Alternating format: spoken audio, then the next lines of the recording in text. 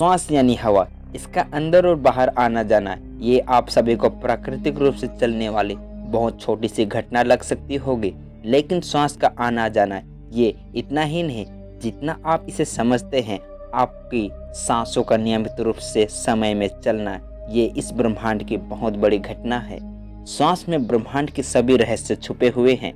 अगर आप अपनी सांसों को समझ सकते हैं तो आप सभी चीजों को कंट्रोल भी कर सकते हैं। आज आपको लगता होगा कि आज आप संसार में बहुत सी चीजों के बारे में जानते हैं, परंतु मैं आपसे पूछता हूँ कि क्या आप अपने बारे में जानते हैं?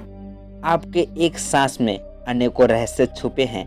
आज आप अपने शरीर के बाहरी चीजों को कंट्रोल करना चाहते हैं, मन, विचार, दिमाग को कंट्रोल करना चाहते हैं। श्वास के माध्यम से हर एक चीज को कंट्रोल कर सकते हैं। आपकी सांसों से आपका पूरा सिस्टम कंट्रोल होता है, शरीर और मानसिक दोनों। शायद आपने कभी अपने भावनाओं और विचारों पर गौर किया होगा।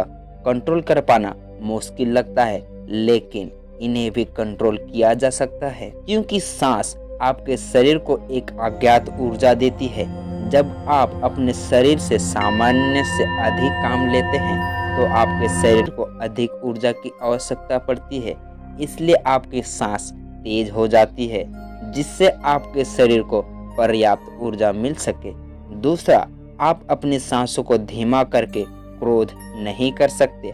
आपने देखा होगा, जब भी आपको क्रोध आता है तो आपके सांस छोटे और सामान्य से अधिक तेज चलने लगती है, क्योंकि आपके भीतर जो क्रोध उठा है वह भी ऊर्जा को खर्च करता है। एक क्रोधित व्यक्ति को अधिक ऊर्जा की आवश्यकता पड़ती है, इतना तो आप जानते ही होंगे। और एक कामुक व्यक्ति जिसे काम वासना जकड़ लेती है, जो जिस प्रकार से काम वासना में धीरे धीरे तीव्र होती चली जाती है, आपकी सांसें भी उसी प्रकार से तेज होने लगती है। मतलब आप अपने सांसों को धीमा करके काम वासना में नहीं उतर सकते। जिन्होंने काम सूत्र लिखा या काम वासना के विज्ञान को समझा, उन्होंने जान लिया था कि ब्रह्मचर्य में कैसे उतरा जा सकता है या अपनी काम वासना पर नियंत्रण कैसे किया जा सकता है। तो आपकी सांसों की गहराई और उसकी गति से आपके पूरे सिस्टम पर प्रभाव पड़ता है। जैसे मनुष्य खुश होना, क्रोध आना, तेज भागते समय उसकी सांसों को महसूस किया जा सकता है। सांसों पर नियंत्रण करने के बाद आपके भीतरी विचार पर प्रभाव पड़ता है, जिससे आपके फीलिंग, भावनाओं को इंस्टेंट बदला जा सकता है। और सांसों के रहस्य के इस विज्ञान को आप टेक्निकली और साइंटिफिक भाषा में समझना चाहते हैं तो आप एक बुक के माध्यम से समझ सकते हैं, जिसका नाम है science of breath, practical guide by Swami Rama. सन 1970 में एक बार स्वामी रामा अमेरिकन लेबोरेटरी में गए। स्वामी रामा हिमालय के गुफाओं में रहते थे। उन्होंने बचपन से ही योग के रहस्यों पर काम किया था। स्वामी रामा ने अपने सांसों पर कंट्रोल करके इतनी निपुणता हासिल कर ली थी, जिसके जरिए वे अपने ब्रेन वेव, हार्ट बीट, शरीर में बह रहे खून को भी रोक देते थे। मनुष्य की यह अवस्था मृत्यु की अवस्था होती है।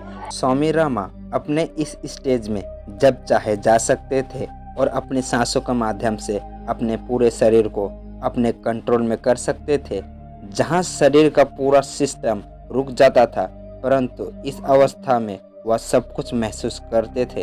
ये एक मृत्यु की अवस्था होती है, परंतु होश में मृत्यु। डॉक्टर्स और साइंटिस्ट ने स्वामी रामा के शरीर को एग्जामिन किया और उन्हें मृत घोषित किया। स्वामी रामा पर प्रयोग करने वाले सभी रिसर्चर्स ये मानते हैं कि जिन इंडियन योगी को सुपर स्टिशियस और अंधविश्वास के नज़रों से देखा जाता था, आज अचानक उन्हें इनर साइंस मानने लगे हैं। एक भीतरी विज्ञान जो मनुष्य की कल्पना के पार है। सांसों को ध्यानपूर्वक लेना यह एक प्राचीन योगिक टेक्निक है। एक योगी को जो अपने सांसों पर नियंत्रण पा लेता है, वो अपनी सांसों के स्व इच्छा से जब चाहे रोक सकता है। अगर आप सांसों के रिदम को समझ गए तो आप अपने इस बायोलॉजिकल शरीर में होने वाले वो खतरनाक बीमारियां, जिनका इलाज आज मेडिकल साइंस के पास भी नहीं है। सांस आपको बाहरी और भीतरी रूप से प्रभावित करती है, यानी जैसा आपका मन होगा, आपके सांस की गति भी उसी प्रकार होगी, या जैसी आपके सांसें होगी, आपका मन उसी प्रकार से रिएक्ट करेगा। यानी आपके सांसों से सब कुछ जुड़ा हुआ है। आपके जो बाहर घटता है वो भी और जो भीतर घटता है वह भी। आप इसे ऐसे समझ सकते हैं, आपके जीवन में होने वाले हर एक घटना आपकी सांसों से संबंध रखती है। इसका मतलब यह है कि अपनी सांसों की गति को नियंत्रित करके आप अपने मन विचारों को नियंत्रित कर सकते हैं। आपने भारत में बहुत से सच्चे योगियों को देखा होगा।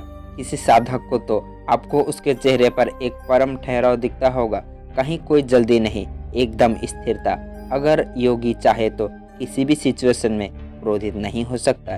एक योगी संसार के हर एक परिस्थिति में, चाहे उसके जीवन में दुख या पीड़ा का समय हो, वे अपने एक चीज को नियंत्रित करते ही जीवन में बहुत कुछ व्यवस्थित हो जाएगा। अपनी सांसों को गहरा लीजिए। आपको अपनी सांसों को छोटा नहीं लेना।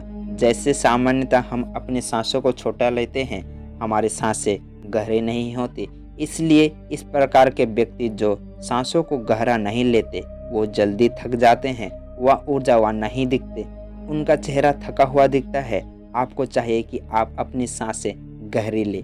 रोजाना 10 मिनट बैठे, 10 मिनट अपने सांसों को नियंत्रित करने की कोशिश करें। केवल अपनी सांसों को आता जाता देखें। अपना ध्यान सांसों पर लगाना है। जब आप अपने सांसों को नियंत्रण करना सीख लेते हैं, उन्हें समझने लगते हैं, ब्रह्मांड का रहस्य आपके लिए खुलना शुरू हो जाता है। आप स्वयं पर नियंत्रण पा लेते हैं, स्वयं को जान पाते हैं। आपका श्वास बहुत बड़ा विज्ञान है।